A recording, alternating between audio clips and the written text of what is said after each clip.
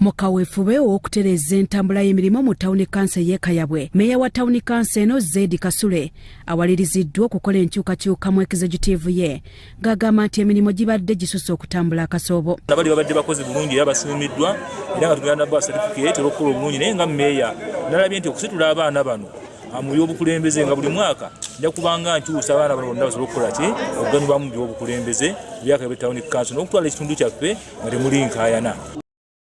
Bakansala ab'enjawulo basanyukidde ekyenkyukakyuka ezikoleddwa meeya ne balaga nti zaakuvaamu ebibala. Yalonda nga naye kukyamuukirira kwe yali alina bakansalazi be yateeka ku executive ye yabalonda na kukyamuukirira olw'okuba nti baleka bamubeererangawo mu biseera byaki by'obululu.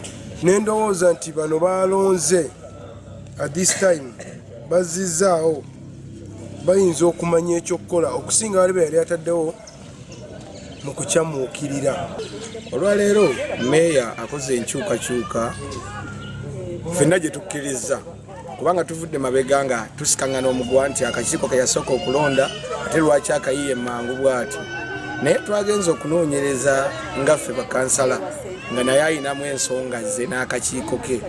Waliwo okubanga babadde abamu tebamuwulira wabagamba tukole weetuti nga kino bakikuba bakibuusabuusa biki.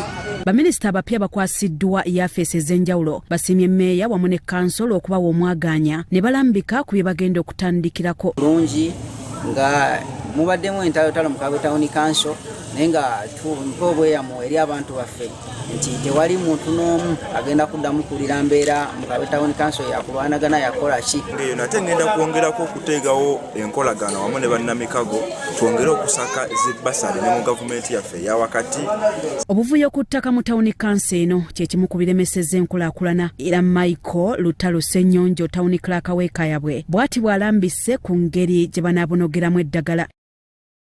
Ekizibu oba enkaayana ku ttaka nga bwe kiri mu bitundu ebirala ne wano ewaffe mu Kayabwe mu Mpigi mu ebiri, naye amateeka gatulungamya bulungi.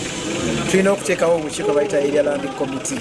Kakati Mpigi tulina omukisa District Council yaffe bwe yatuula neeyisa ekisanja kyakatambula